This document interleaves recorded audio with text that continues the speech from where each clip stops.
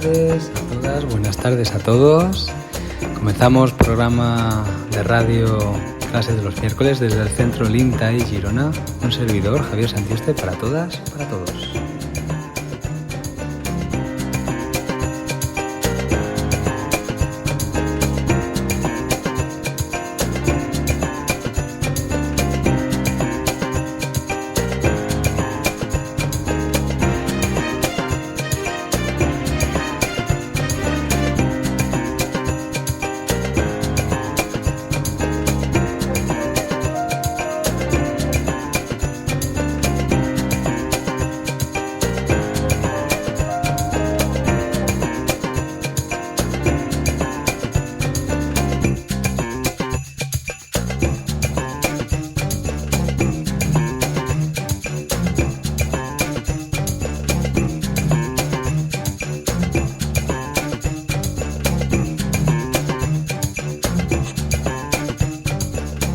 Muy bien, pues aquí estamos, un día más con todas, con todos los que estáis en las ondas y un servidor a punto de terminar ya lo que es el ritmo de la consulta, que estamos un poco desbordados, tenemos un volumen de pacientes altísimo y contento porque la verdad es que vivimos una época fantástica en el sentido de la finura con la que intentamos hacer los trabajos y hacia dónde llevamos en resolución en las diferentes patologías a los pacientes. Cosa que, como siempre, un servidor está encantado de compartir por su experiencia con todas y con todos vosotros para, en la medida de lo posible, que podáis incorporar esa experiencia en vuestro trabajo diario o en vuestro conocimiento, de manera que pueda colaborar en vuestra profesionalidad.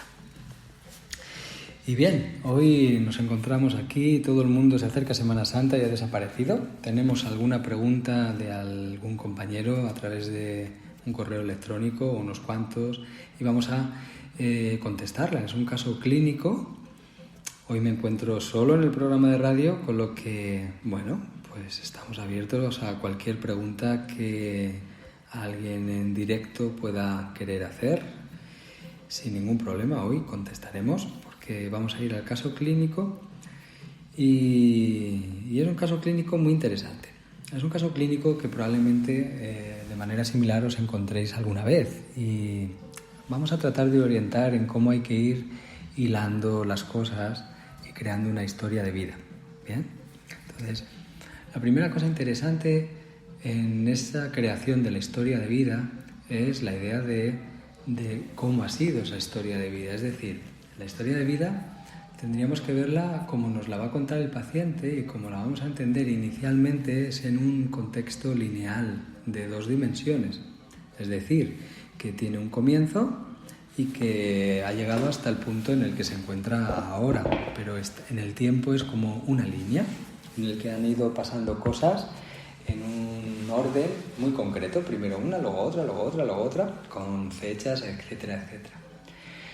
Después, esto es cuando aparecen las manifestaciones de las alteraciones, pero una de las funciones del profesional está en poder ver que la cosa no es que es una línea temporal, pero los acontecimientos no están aislados, sino que están pasando muchas cosas simultáneamente que llevan a que desemboque en una manifestación que luego es la que incorporamos en esa historia de vida.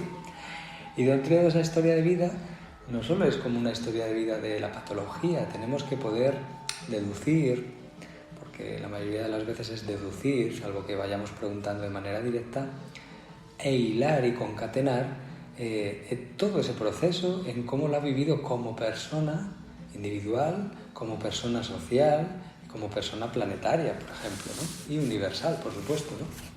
Entonces ahí tenemos que ir incorporando esos otros factores que puedan cuadrar, justificar, sostener todo esa sintomatología y esos cuadros que nos ha ido presentando y tiene que tener coherencia, por supuesto.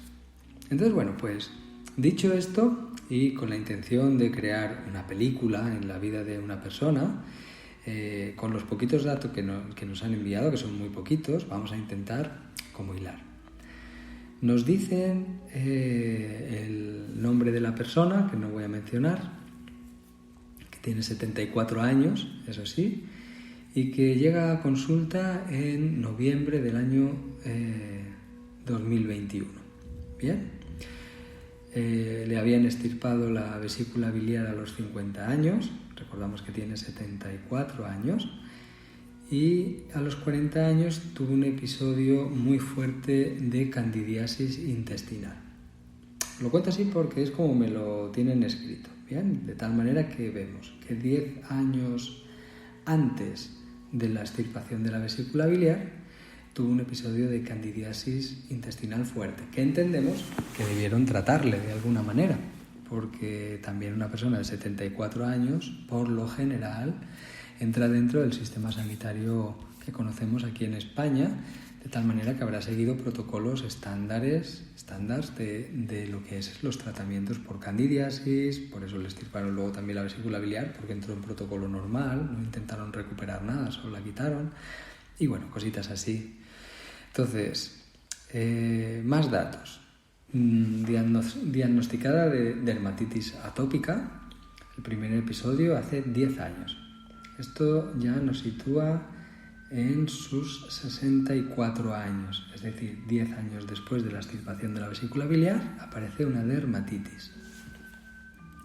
El detonante fue una fuerte presión emocional, la muerte de su madre, conflicto con sus hermanos, y aparecía una manifestación de picor, de enrojecimiento de la piel, granos, exudados, que exudaban, por decirlo de alguna manera, sustancia por todo el cuerpo, y dura un año entero. Bien.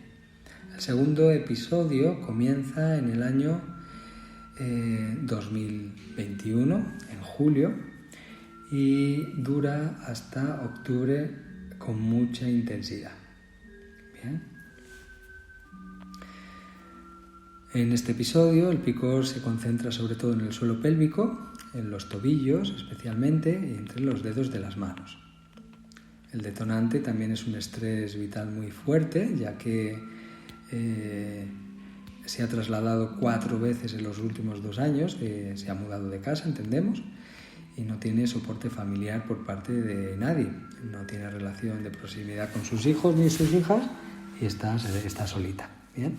Ha padecido moving en muchos casos en su vida y además no tiene economía suficiente como para poder permitirse determinadas cosas. Entonces, fijaos, ya tenemos una mujer que ha trabajado toda la vida, que no tiene mucho dinero, que se lleva mal con su familia, con sus hijos. Algo debido pasar, evidentemente, que no nos han contado. No te dejas de hablar con los hijos porque sí, ya debemos ser un poquito especiales. Con todos los hijos, dices con un hijo bueno, pero si no, pues podemos pensar que la persona tiene sus peculiaridades y originalidades, vamos a decirlo así. Bien, y además la manifestación que aparece ahora en julio del 21 aparece con la manifestación de dermatitis en la zona perianal, en la zona del periné, literalmente, y también entre los dedos de las manos y los tobillos. Bueno, se han realizado unas sesiones durante 5 meses a ritmo de una vez a la semana, pero no ha mejorado y todavía mantiene un nivel de picor muy importante y de escamación en el tobillo que tenía peor. Bien, vale, pues esta es la información que tenemos. Es una información muy escasa. Entonces, bueno, vamos a ir hilando. Vemos que lo que decíamos al principio es una persona de 74 años que su primer problema aparece con una candidiasis intestinal muy fuerte. Bien, suponemos que es tratada con fungicidas, etcétera, para poder bajarla. Y aquí ocurre una cosa muy interesante porque los procesos ligados a la manifestación de inflamación en dermatitis cursan con la ruta de estimulación de neutrófilos en piel. Bien, y también tenemos que recordar que estos, para activarse de manera efectiva en el control de cándidas y en el control de bacterias necesitan que se siga una ruta muy especial de activación por linfocitos T que se llaman linfocitos TH17, T helpers 17, porque generan interleuquina 17. Bueno, en este caso ellos comienzan a presentar y a estimular a los neutrófilos para que puedan ser especialmente reactivos en la lucha contra esos hongos en las mucosas y también de bacterias. Y la activación de esta ruta es dependiente de los ácidos biliares. ¿Bien? De tal manera que tenemos que cuando tenía 40 años le aparece este problema de candidiasis, le tratan con lo que sea que le trataran y 10 años después aparece el problema de que le extirpan la vesícula biliar. ¿Bien? Comenzamos a tener una falta de control en los jugos biliares y probablemente además tenemos una alteración en la mucosa digestiva, casi seguro, si no una cándida no se extiende tanto y que no está tratada y que no nos está ayudando nada, porque la activación por esta ruta que os he mencionado de TH17 depende de los ácidos biliares y cómo la microbiota activa a los ácidos biliares en una molécula que es inmunoreactiva, que es la que estimula la respuesta en TH17. ¿Bien? A estos neutrófilos inflamando como bestias. Cuando hay exudado en una dermatitis ya sabemos que son neutrófilos directamente, aparte de que son los que normalmente van reaccionando por allá. ¿Bien? También reaccionan linfocitos B, etcétera, y muchos otros, hay muchas células inmunitarias implicadas, pero cuando hay supuración o cuando hay pus o cosas así ya sabemos que es respuesta de neutrófilos. ¿Bien? Entonces, bueno,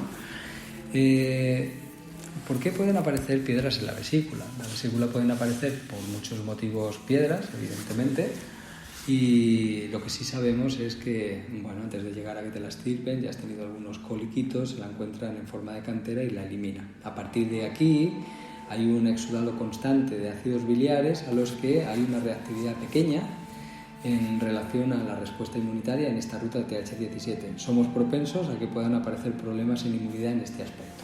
Sobre todo si tenemos una cierta sensibilidad por inflamación de bajo grado permanente que no se resuelve y hay una hiperestimulación constante en esta respuesta. ¿Bien? Entonces, bueno, aquí tenemos que aparece un factor muy interesante y es que cada vez que aparece una dermatitis aparece como consecuencia de un estrés puntual agudo, que un estrés puntual agudo entendemos que no produce esto. Esto suele ser producido por un estrés agudo, un estrés fuerte, pero que ya no es agudo, ya se mantiene en el tiempo, pero con mucha intensidad.